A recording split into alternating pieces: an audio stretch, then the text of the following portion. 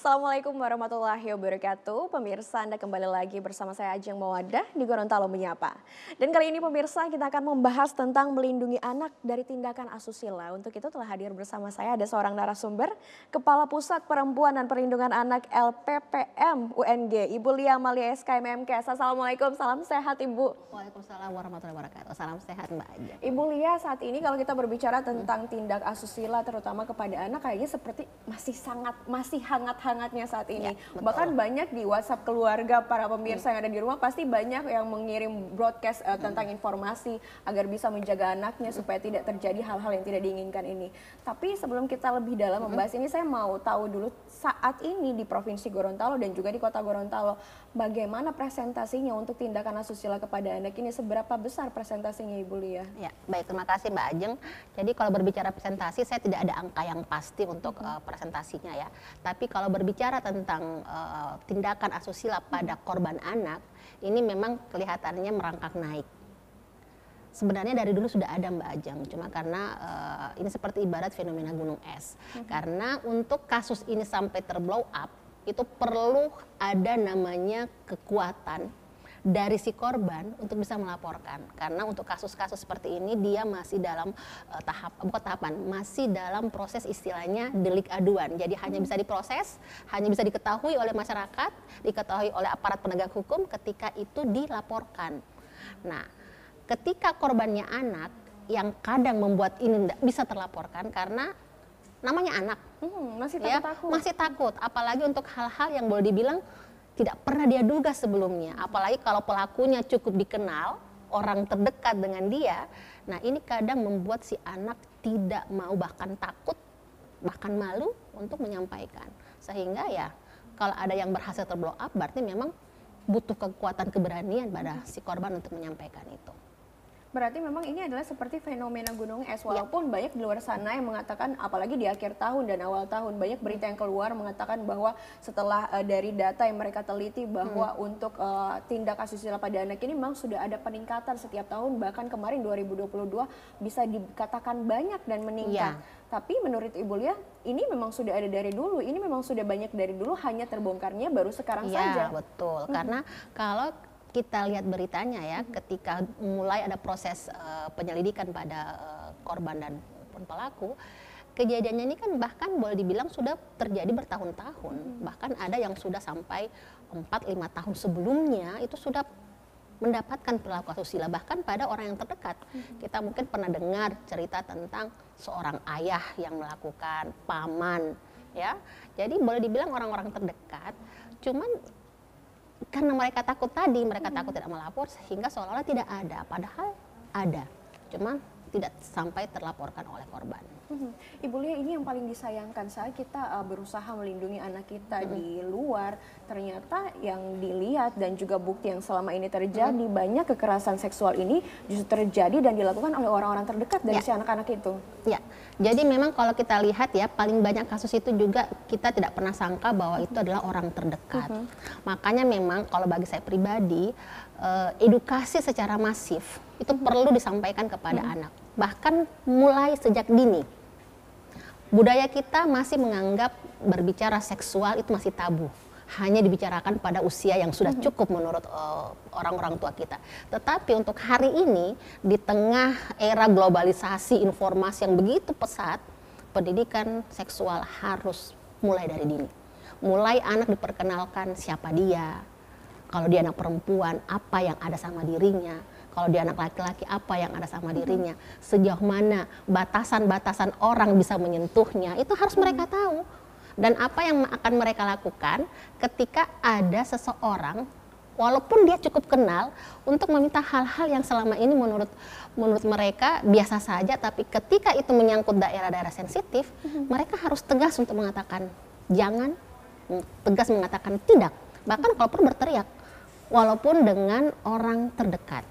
Nah, ini yang kadang anak-anak tidak tahu karena memang selama ini tidak diberikan pengetahuan belum diberikan tentang edukasi tentang itu. Jadi Ya. mereka memang tidak ada kekuatan untuk bisa mengungkapkan apa yang mereka rasakan. Ya. Seperti itu Ibu Lia. Ibu Lia, menarik sekali saat kita berbicara tentang bahwa ternyata pendidikan dan juga keluarga memiliki peran untuk menekan dari tindak asusila terhadap anak ini. Tapi Ibu Lia, kalau kita juga berbicara tentang si pelaku yang melakukan tindak asusila kepada anak-anak di bawah umur, adakah cara yang bisa kita lihat atau yang bisa kita lakukan, ciri-ciri dari si pelaku itu supaya orang tua di luar sana bisa menghindari dan bisa mengantisipasi agar anak-anak mereka tidak terlalu dekat dengan orang-orang yang bisa berbuat hal-hal buruk pada anak-anak mereka, Ibu Lia? Secara fisik kita tidak bisa tentukan, oh ini orangnya seperti ini, enggak. Tetapi ada yang bisa kita lakukan. Yang pertama, kita lakukan dulu edukasi kepada anak kita. Anak kita harus sedapat mungkin kita ajarkan batasan-batasan sesuai dengan budaya kita. Misalnya, walaupun dia masih anak-anak, sudah diajarkan memakai pakaian yang seharusnya mana yang harus ditutup. Mungkin barangkali belum pakai jilbab seperti kita orang besar ya, tapi ada bagian-bagian tubuh yang harus ditutup. Misalnya dia harus pakai celana panjang yang di bawah lutut, kemudian tidak pakai baju yang seksi-seksi amat. Tidak terlalu terbuka. Iya, tidak terlalu terbuka. Kemudian kebiasaan keluar kamar mandi nggak telanjang. Ini kan kadang anak-anak karena kita anggap dia masih kecil, masuk kamar mandi sana keluar lari saja. Padahal sebenarnya nggak boleh. Mereka sudah harus mulai diajarkan untuk bagaimana berpenampilan yang tidak bisa membuat mereka bisa disentuh oleh orang lain. Itu yang pertama. Karena memang orang jahat di luar sana itu ada. Ada. Di sekeliling kita itu ada. Apa sebenarnya yang berbahaya dari orang-orang ini? Kenapa ada orang yang sejahat itu yang menjadikan anak-anak sebagai korban-korban dari asusila? Ya, pertama ada kesempatan. Jangan ada kesempatan. Yang kedua, ada faktor internal yang ada pada si pelaku tersebut yang membuat dia ketika melihat anak-anak itu justru rangsangan seksualnya lebih apa ya, dia lebih terangsang lah ketika melihat anak-anak. Itu karena memang beberapa penelitian mengatakan memang ada gangguan secara mental, gangguan secara psikologis pada orang-orang tersebut, dan ada kecenderungan mereka itu susah untuk beradaptasi dengan orang yang dewasa. Mereka memang hanya sukanya anak-anak. Ya. Kemudian yang ketiga, yang mungkin perlu juga kita berikan edukasi kepada anak-anak. Jika ada seseorang yang kita cukup kenal, kemudian dia memperlihatkan gelagat yang tidak seperti biasanya, misalnya menjadi lebih baik, kemudian menjadi lebih perhatian, nah perlu diwaspadai. Kadang insting itu harus didengar loh. Jadi kita ajarkan ke anak-anak, nak, kalau misalnya ini misalnya ya, di guru di sekolah itu sudah misalnya sering panggil-panggil ke ruang mana, berani katakan tidak, walaupun itu guru sekolah, termasuk orang tua di rumah, orang terdekat di rumah, kakek, paman, mungkin ya, atau supir bentor barangkali yang kita cukup dekat sama dia, karena memang sebagian besar pelaku dari kekerasan seksual pada anak itu ada orang-orang yang dikenal, orang-orang terdekat. Iya, orang-orang terdekat. Makanya kita kan tidak bisa juga melarang untuk anak kita untuk tidak bersosialisasi dengan sekitarnya. Tinggal kita tanamkan batasan-batasan mana organ tubuhnya itu bisa disentuh. Kalau sekarang itu di PAUD ada lagu memang yang saya kira semua PAUD sudah mulai menggalakkan PAUD TK, bahkan anak sudah. SD. Berarti edukasi tentang ini sudah dimulai dari PAUD sekarang, ada lagunya. Saya mau dengar lagunya di akhir segmen nanti. Iya, siap. Ibu Lia, kita kembali lagi tentang si para pelaku-pelaku ini. Berarti bisa kita katakan bahwa para pelaku ini adalah orang yang memang sakit jiwanya. Jadi saat kita bertindak atau menghadapi dengan orang-orang yang sakit jiwanya ini, sepertinya mereka memang sudah tidak ada ketakutan tentang hukuman atau sanksi nanti yang mereka dapatkan, baik itu sanksi dari negara, dari hukum, dan juga dari masyarakat. Sepertinya mereka tidak akan berpikir sejauh itu lagi. Seberbahaya itukah mereka, Ibu Lia? Jadi kekerasan seksual ataupun pencabulan atau apapun namanya berkaitan dengan seksual ini merupakan kejahatan yang paling serius. Kenapa paling serius? Karena dampaknya itu ke masa depan si korban. Ketika pelaku mulai berniat, sebenarnya secara logika sederhana, apalagi orang kita kenal ya, sebenarnya tidak ada keinginan, tapi mungkin karena ada kesempatan. Ditambah lagi mungkin dia ada penyakit yang seperti itu, karena ada juga kasus memang orang hanya merasa terangsang itu ketika melihat Anak kecil, padahal anak kecil ini kalau boleh dibilang organ-organ reproduksinya belum matang untuk melakukan aktivitas seksual. Tapi ya seperti itu. Nah, ini yang biasanya kita harus waspadai ketika anak-anak kita tidak bekali. Anak-anak itu harus kita bekali minimal dia tahu tadi seperti saya bilang tadi, sentuhan organ mana yang boleh disentuh dan yang tidak boleh disentuh. Kemudian berani berkata tidak. Ketika ada yang sudah mulai ke arah situ, mulai ada pemaksaan untuk hal seperti itu, harus berani berkata tidak. Karena kita tidak bisa menjudge orang untuk tidak lihat-lihat anak kita, misalnya apalagi kalau anaknya menggemaskan ya. Tinggal anaknya yang kita sampaikan, nak kalau ada yang gini loh, perlu teriak-teriak. Karena kita tidak bisa mengkanter siapa-siapa yang kita kan hanya mungkin dalam rumah kita boleh awasi, tapi ketika di luar rumah kita kan tidak 24 jam sama anak-anak kita. Kita harus bekali dengan itu karena pelaku kita tidak pernah tahu, mungkin tidak ada niat sama sekali.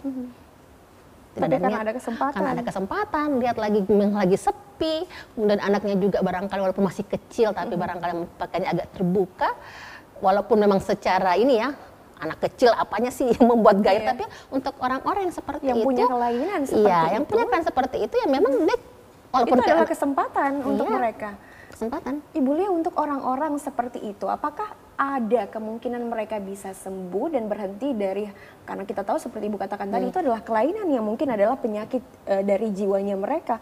Apakah mereka bisa ada kemungkinan berhenti atau sembuh dari itu? Atau mereka selama-lamanya akan melakukan hal itu? Selama ada kemauan untuk berproses, saya kira dia bisa sembuh.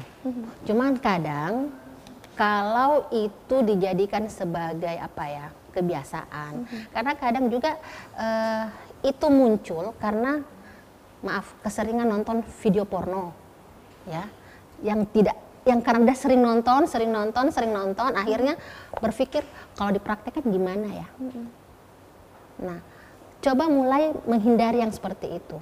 Mulai menghindari untuk sering nonton konten-konten yang mengarah ke yang seperti itu. Karena dampaknya bisa sampai ke situ. Ya, karena ketika dia tidak bisa salurkan, apalagi kalau misalnya dia belum menikah, ya ketika dia punya pedofilia tadi, seksual sama anak, ya ada anak yang dia lihat akan dibaca sebagai peluang. Iya, betul.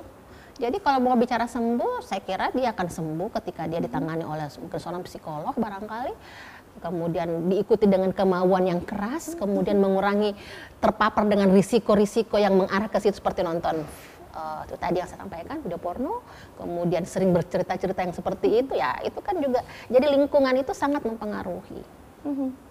Ibu Lia, sepertinya kalau dilihat-lihat ini adalah kejahatan yang paling menakutkan sejauh ini, karena korbannya adalah anak-anak yang kita tahu mereka masih punya masa depan yang sangat jauh, yang masih panjang sekali.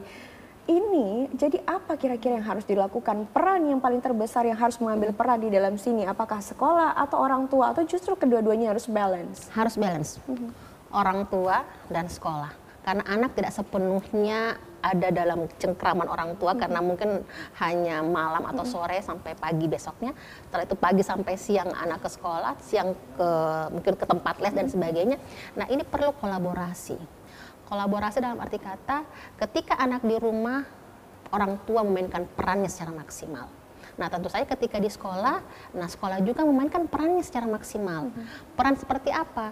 Berikan penguatan kepada anak, bahwa yang namanya kesempatan orang-orang yang bermaksud jahat itu ada di sekeliling kita. Ada di sekeliling kita. Makanya penguatan bahwa hal-hal yang boleh dijadikan sebagai sebagai pegangan untuk mereka bersosialisasi dengan siapa saja itu harus diperkuat. Ini bukan hanya berbicara orang dewasa ya Mbak Ajeng, termasuk dengan teman. Kasus terakhir di Mojokerto kalau Mbak Ajeng dengar di awal tahun ini, itu anak SD mencabuli teman yang anak TK, usia 8 tahun dan usia 5 tahun.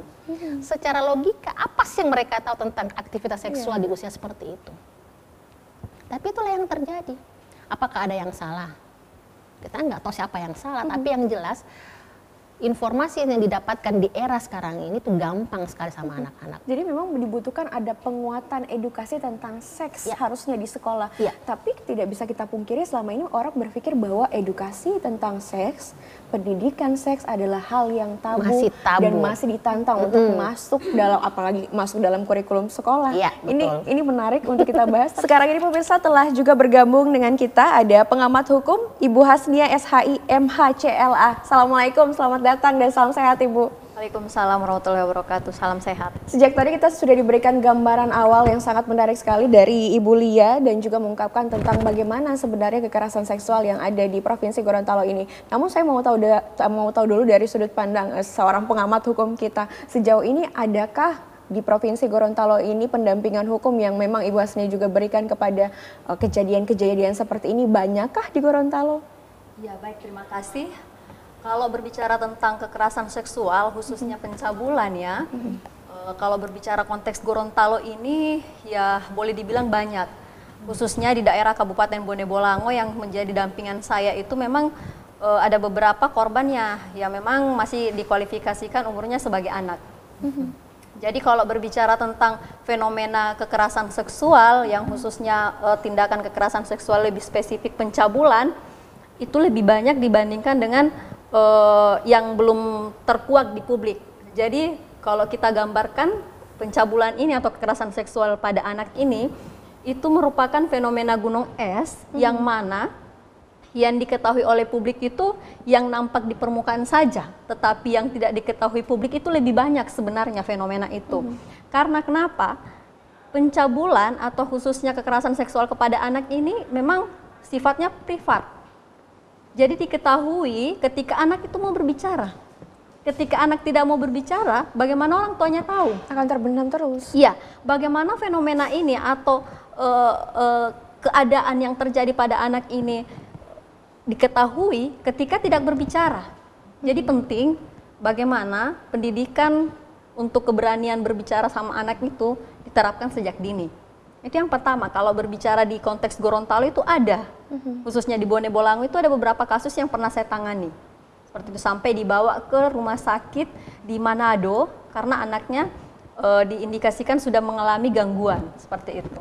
Gangguan Ya, apa saat itu kan Ibu Hasnia? ketika terjadi yang namanya kekerasan seksual atau pencabulan yang kemudian dilakukan juga oleh orang terdekatnya. Jadi ini yang perlu kita ketahui juga bahwa terjadinya pencabulan atau kekerasan seksual terhadap anak itu bukan orang jauh. Itu Malah kebanyakan orang yang terjadi pelakunya itu orang terdekat. Ayahnya atau ayah sambungnya. Banyak yang terjadi seperti itu. Jadi ketika anak tidak diajarkan bahwa untuk menyampaikan sesuatu hal yang mana dia mendapatkan tindakan yang tidak biasanya, itu maka anak didiamkan aja dan dia menganggap bahwa itu tindakan yang benar-benar saja, bukan persoalan pelecehan seksual. Jadi kalau anak tidak pernah mendapatkan pendidikan bahwa hal ini itu tidak wajar untuk dilakukan oleh seorang ayah misalnya. Hal ini ketika kamu diperlakukan seperti ini, misalnya mohon maaf dipegang payudara kamu, nah, itu tidak bagus dan kamu harus menyampaikan, itu tidak akan tersampaikan. Karena kadang mohon maaf ya, nanti terjadi sesuatu hal yang berubah pada kondisi fisik anak atau terjadi kondisi mental pada anak, terus orang tua baru curiga, ada apa dengan anak saya? Jadi kenapa kita mengatakan bahwa pelecehan seksual atau tindakan asusila terhadap anak itu bagaikan fenomena gunung es, karena lebih banyak yang tidak terkuak ke publik, seperti itu. Jangan-jangan nanti saat sudah trauma dan sudah terjadi berulang-ulang baru akhirnya orang tua bisa tahu ya bisa seperti tahu. Jadi nanti terjadi perubahan sikap, ya cara berinteraksi, ya. Terus orang tua baru curiga, ada apa dengan anak saya gitu. Dan itu sudah sangat terlambat mentalnya, traumanya sudah sangat besar saat itu. Benar. Ibu Hasnia tadi menarik yang Anda katakan adalah tentang kekerasan seksual pada anak ini seperti gunung es. Tadi Ibu Lia juga sempat mengatakan itu. Sedikit yang dilihat tapi banyak yang terpendam. Dan yang paling ironinya adalah orang-orang terdekat yang melakukan kekerasan seksual pada anak ini.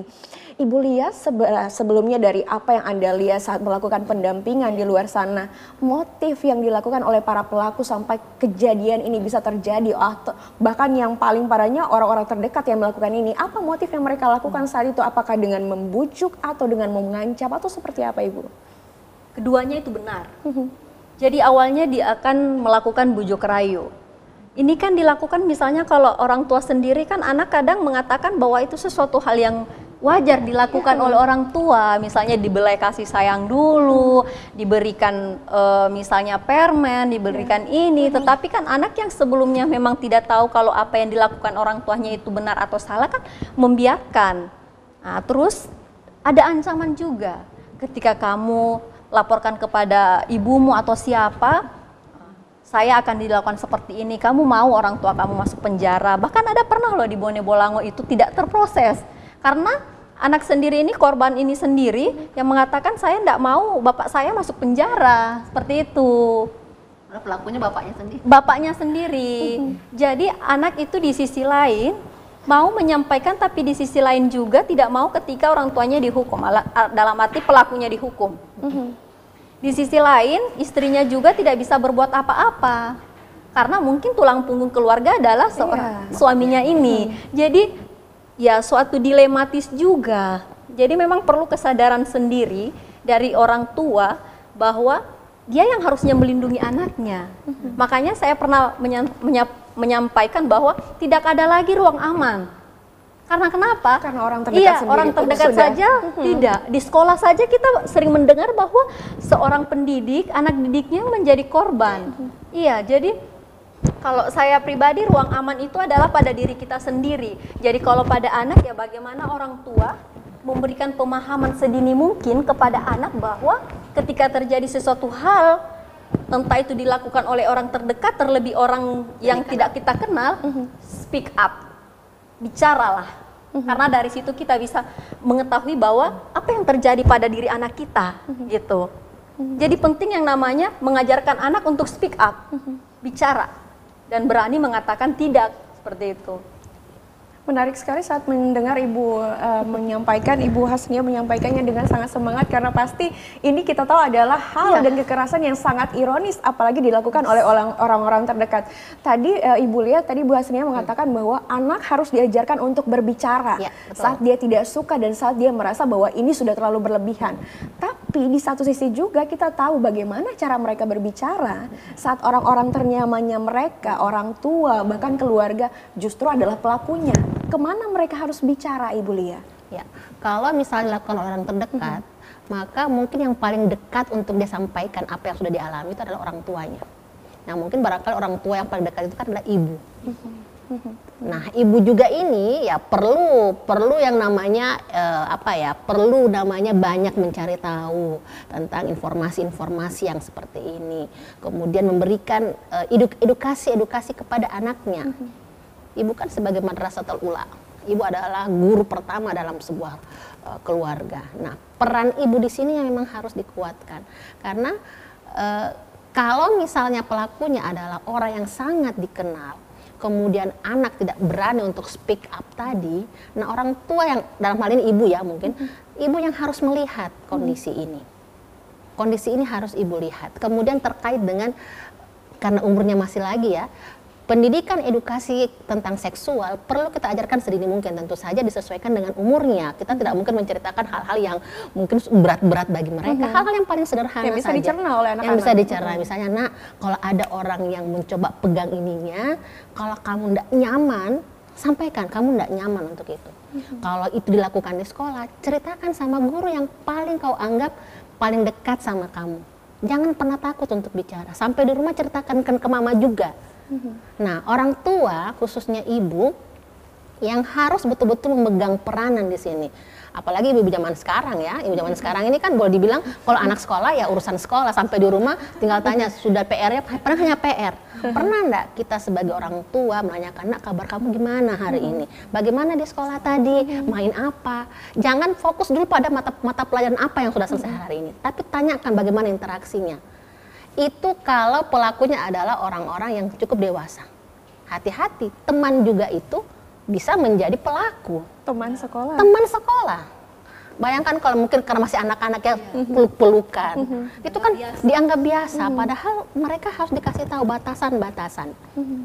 Kapan boleh pegang muka, apalagi kalau sudah nyerempet sampai sampai ke yang lain-lain, hal-hal yang pribadi. Mungkin bagi anak-anak hal yang biasa, tapi dari kecil itu sudah diberikan edukasi. Nah, kalau bermain itu hanya boleh pegang ini aja, yang nggak boleh yang lain-lain. Kalau ada yang macam-macam, teriak. Anak-anak kan seperti itu, apalagi kalau sudah dibujuk dengan permen ya Bu Nia ya, dibujuk dengan permen, jadi segan, mau sudah dikasih permen masa nggak boleh dipegang-pegang, apalagi kan misalnya saya cukup kenal, nggak mungkin lah dia mau apa-apakan saya, tapi nggak harus disampaikan, tentu saja dengan bahasa anak-anak ya Bu Nia ya, kita nggak boleh bahasakan yang berat-berat. Nanti berjalannya umur, ya kita mulai sedikit-sedikit menjelaskan, apalagi kalau sudah masuk usia-usia SMP ya, remaja, sudah kita mulai perkenalkan bagaimana orang bisa hamil, itu sudah harus kita perkenalkan supaya dari awal dia sudah tahu. Jadi kembali lagi pentingnya pendidikan seks itu. Ibu Lia, jadi yang saya tangkap dari apa Ibu Lia katakan tadi, kembali lagi ke orang tua, terutama adalah ibu. Jadi ibu memang harus memberikan kontrol kepada anak-anaknya dan anak-anak harus dekat dengan ibu. Tapi tadi Ibu Hasnia juga mengatakan bahwa pernah ada kejadian di provinsi kita yang orang tuanya, ibunya, bahkan para korbannya sendiri menarik laporan itu, mencabut laporan itu karena takut. Bolehkah seperti itu, atau mungkin Anda yang bekerja di perlindungan anak dan perempuan bisa melakukan hal yang lebih? Kalau bahasa hukumnya mungkin justice kolaborasi ya, justice kolaborator ya, ada mediasi ya. Mungkin mediasi, restoratif justice itu restoratif justice-nya ya, mungkin seperti sana atau bahasa hukumnya seperti apa, karena memang mereka berpikir kasihan kalau masuk penjara, Makannya apalagi bagaimana? tulang punggung ya. Jadi memang saya nggak tahu kalau pendekatan hukumnya ya, karena memang yang perlu dikuatkan sebenarnya kan ada efek jerah. Efek jerah, betul. Efek jerah yang harusnya kita tanamkan sama pelaku ini. Bukan berarti ketika kita anggap ini sudah selesai masalahnya, itu bisa dilakukan lagi. Ingat, kejahatan yang paling mengancam itu kejahatan seksual ya. Betul. Karena dampaknya ke depan itu yang korban ini bagaikan telur di ujung tanduk, retak sedikit tidak bisa memperbaiki. Akan trauma seumur Akan hidupnya. trauma. Bahkan ada yang sampai trauma itu sudah tidak mau menikah, tidak mau berumah tangga karena takut akan mendapatkan kelakuan seperti itu. Jadi kalaupun memang sampai ke arah yang seperti itu, ya mungkin perlu penguatan lagi sama si pelakunya. Alhamdulillah mungkin istrinya masih mau terima dia dengan lapang dada dengan segala apa yang sudah dilakukan sama anaknya. Mungkin anaknya juga berpikir kasihan saya punya bapak, walaupun dia tahu bapaknya ini salah. Ya, tapi tidak ada pilihan lain karena tulang punggung di rumah tangga itu adalah si bapak. Nah, tinggal bagaimana memberikan efek jerah kepada bapaknya, entahlah tetap dihukum atau gimana ya, susah memang kita, karena ini ibarat apa ya, dilema kita mau hukum terus nanti gimana. Tapi adakah yang bisa dilakukan oleh Pusat Perlindungan Perempuan dan Anak untuk hal-hal seperti ini? Mereka tidak bisa melaporkan walaupun memang si anaknya sudah trauma, tapi karena juga takut diancam oleh si bapaknya yang punya power. Kita tahu kita masih patriarki saat ini. Iya, betul. Ada yang bisa dilakukan oleh Perlindungan Anak dan Perempuan? Yang jelas kalau dia sampai mengganggu sampai ke efek psikologisnya, itu biasanya kita arahkan ke psikolog. Karena ada trauma yang harus ada trauma yang harus kita perbaiki, walaupun sampai ke betul-betul merasakan rasa yang pernah ada itu, tapi tetap akan susah ya, susah. Apalagi ini akan sepanjang hayat dikandung badan ini mau teringat terus ini.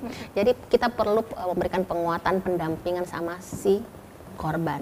Sedangkan untuk pelaku ya mungkin karena tidak dilanjutkan ke kasus hukum, ya barangkali juga dia perlu bantuan psikolog juga.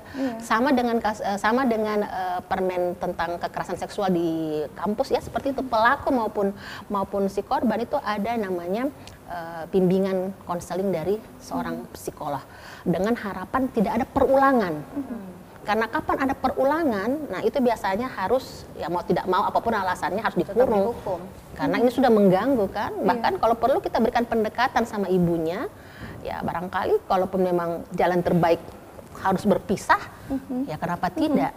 Karena ini menyangkut anaknya, apalagi kalau mungkin, maaf kalau misalnya anak dengan bapak ini tidak ada hubungan darah ya. Kalau kami sih sarankan mending pisah saja.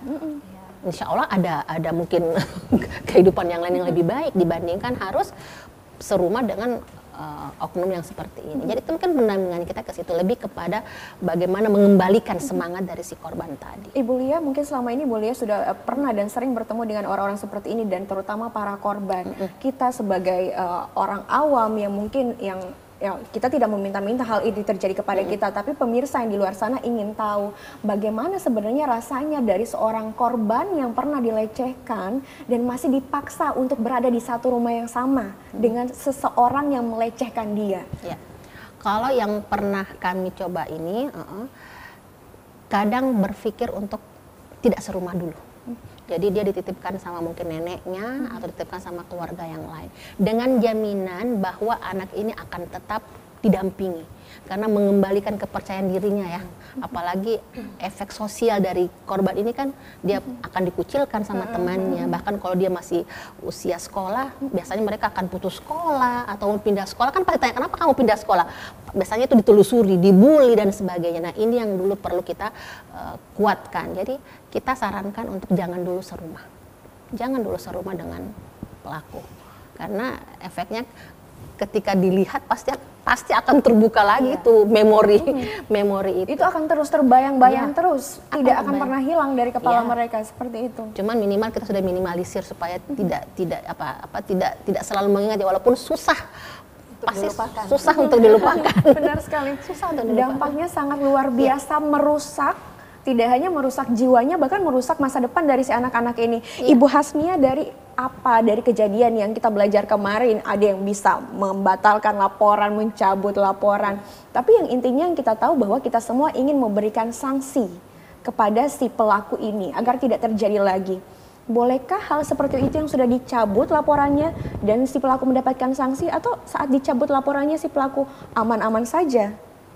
Ya, jadi dalam konteks ketika suatu perkara itu kemudian dilaporkan, terus pihak korban merasa bahwa tidak perlu untuk ditindaklanjuti, maka secara otomatis pelaku yang dilaporkan itu tidak akan mendapat sanksi hukum. Tetapi mungkin kalau sanksi moral dari masyarakat itu tetap ada, bahwa kok ada seorang ayah yang berani dan tega ya untuk merusak masa depan anaknya sendiri. Itu yang pertama. Yang kedua, ketika dari pihak medis melakukan pemeriksaan psikologi terhadap pelaku dan itu diidentifikasi atau didiagnosa bahwa memang mengalami kelainan seksual, maka kalau di undang-undang yang sekarang yang sudah ada, Undang-Undang 12 tahun 2022 mengenai undang-undang tindak pidana kekerasan seksual, itu kan sudah ada beberapa spesifikasi ya. Jadi ada yang kekerasan fisik dan non fisik. Nah, kalau pencabulan atau kekerasan seksual terhadap anak ini memang dikategorikan di kekerasan fisik. Nah, ketika ada pelaku di situ yang memang didiagnosa melakukan kekerasan seksual atau cabul terhadap anak karena memang kondisi seksualnya mengalami kelainan seksual, maka itu wajib dilakukan rehabilitasi. Seperti itu. Jadi hadirnya undang-undang ini merupakan semangat baru untuk bukan hanya memberikan pemulihan psikis kepada korban, tetapi kepada pelaku juga. Karena perspektifnya dan semangatnya bahwa meskipun korban dilakukan rehabilitasi, tetapi masih ada korban-korban yang lain ketika pelakunya tidak direhabilitasi. Karena terjadinya korban itu karena adanya pelaku, seperti itu. Jadi konteks hukumnya kita di Indonesia memang ketika perkara itu dicabut atau tidak dilanjutkan, nah, itu memang tidak bisa berproses atau mendapat hukuman misalnya pidana penjara, itu nggak bisa. Karena memang kalau pencabulan ini juga kalau kita sandarkan kepada undang-undang, itu memang masuk ke delik aduan. Ya, itu iya. Nanti ada yang mengadu, iya, bisa nanti ada yang mengadu, bisa diproses. Itu kendalanya satu.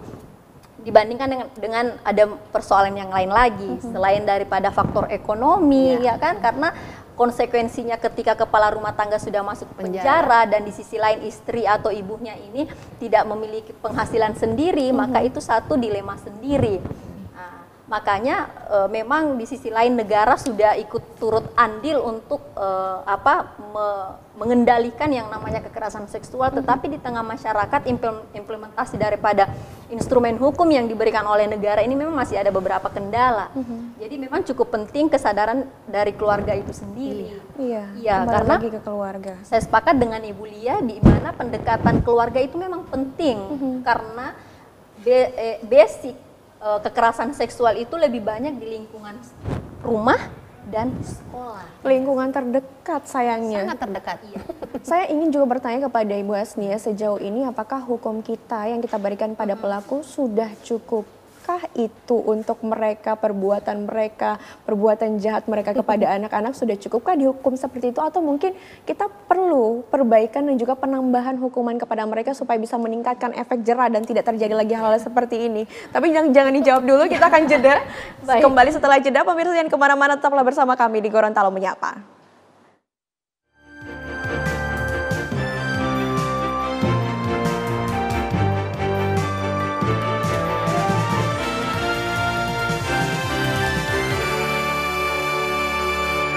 Pemirsa, terima kasih Anda masih bersama kami di Gorontalo Menyapa, dan kita akan langsung melanjutkan pembahasan kita yang sangat luar biasa sekali, tambah menarik tentang melindungi anak dari tindakan asusila. Saya mau ke Ibu Hasnia dulu. Ibu Hasnia, berbicara tentang hukum, sudah cukupkah hukum yang kita berikan selama ini kepada para pelaku yang merusak masa depan anak-anak di bawah umur ini? Atau mungkin kita perlu pemuktahiran hukum supaya mereka bisa mendapatkan sanksi yang selayaknya dan tidak mengulangi perbuatannya, dan orang-orang di luar sana tidak terpancing juga untuk melakukan hal yang sama, Ibu Hasnia? Baik, kalau terkait dengan pemutahiran hukum atau reformasi hukum ya, saya pikir sudah dilakukan oleh negara sejauh ini. Karena sebelumnya itu terkait dengan pemerkosaan dan pencabulan itu kan cuma disandarkan pada KUHP, di mana di KUHP itu memang hukumannya itu pidana penjaranya itu ya cuma di maksimal 9 tahun, memang sedikit. Tetapi ketika sudah lahirnya undang-undang tindak pidana kekerasan seksual ini lumayan ya, kalau kita lihat bahwa untuk memberikan efek jera itu juga perspektifnya tidak bisa juga secara mutlak kita mengatakan bahwa itu akan memberikan efek jera. Karena toh kenyataannya di luar sana masih ada yang melakukan hal yang demikian. Meskipun sudah ada ancaman sekian puluh tahun itu tetap dilakukan. Karena lagi-lagi dorongan hasrat seksual itu tidak akan pernah diketahui oleh seseorang ketika itu sudah muncul. Nanti belakangan ketika diperhadapkan dengan proses hukum lalu menyesal, seperti itu. Tetapi untuk sosialisasi kepada masyarakat bahwa ketika kamu melakukan pencabulan terhadap anakmu, maka itu hukuman penjara misalnya 20 tahun dan akan ditambahkan 1/3. Itu mereka tidak pernah tahu itu. Yang mereka tahu yang penting ini anak saya. Saya punya daulat atas anak saya sendiri.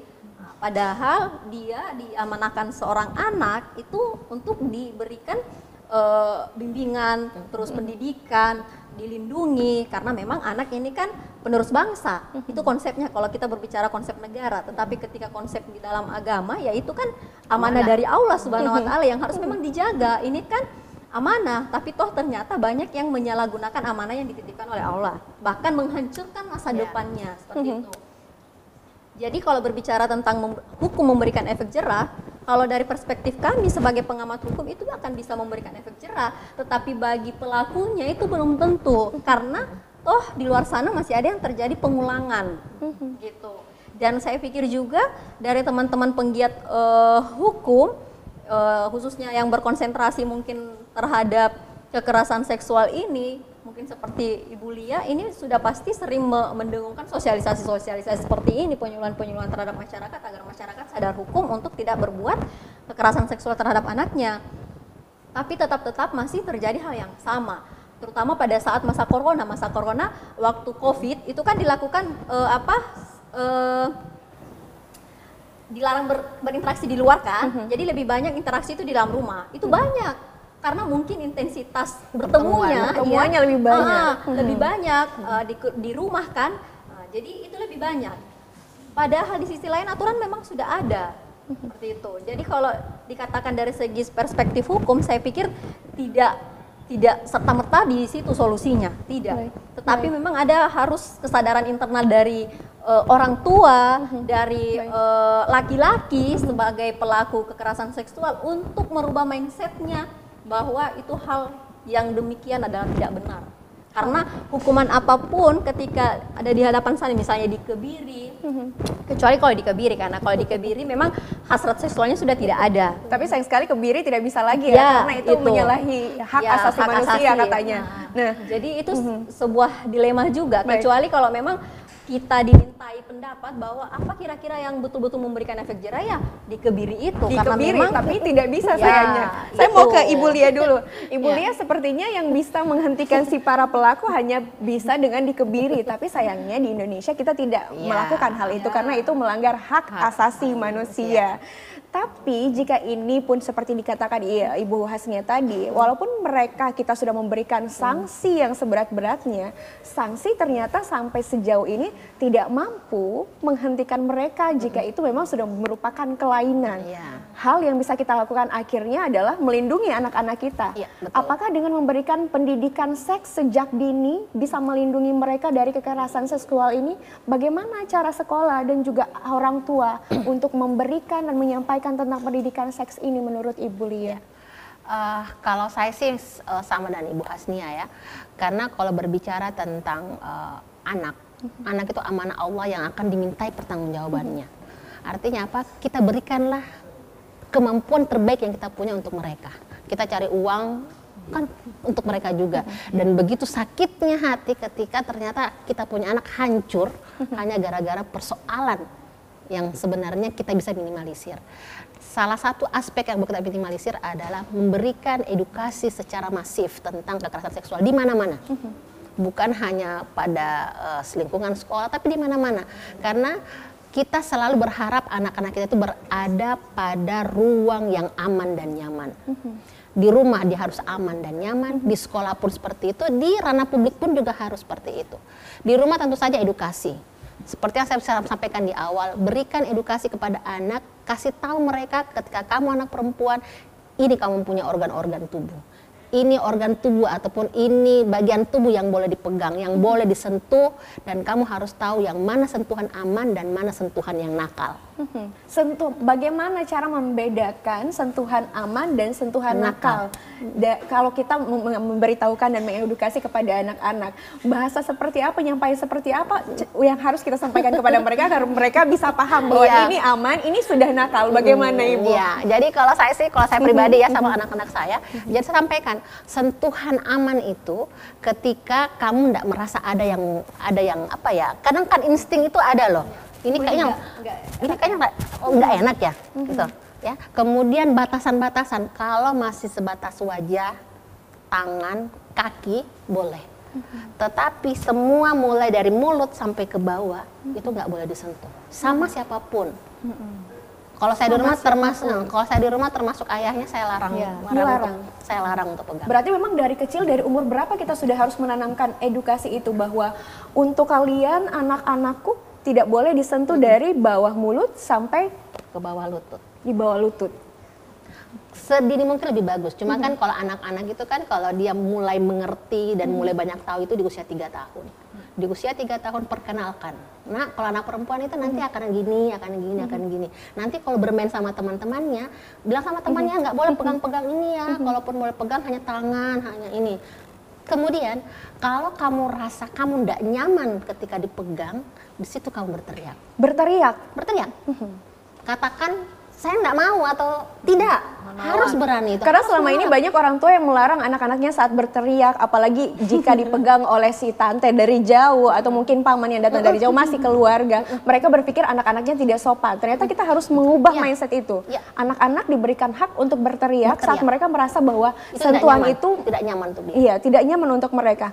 Ibu Lia tadi juga Ibu Lia mengatakan bahwa ada lagu-lagu edukasi khusus untuk anak-anak. Saya mau dengar itu supaya pemirsa bisa dengar juga dan banyak sih di YouTube bisa dilihat. Jadi lagunya itu sentuhan boleh dan sentuhan tidak boleh. Sentuhan boleh, sentuhan boleh, kepala, tangan, kaki. Sentuhan tidak boleh. Karena sayang, karena sayang, karena sayang. Sentuhan tidak boleh, sentuhan tidak boleh. Yang tertutup pakaian dalam.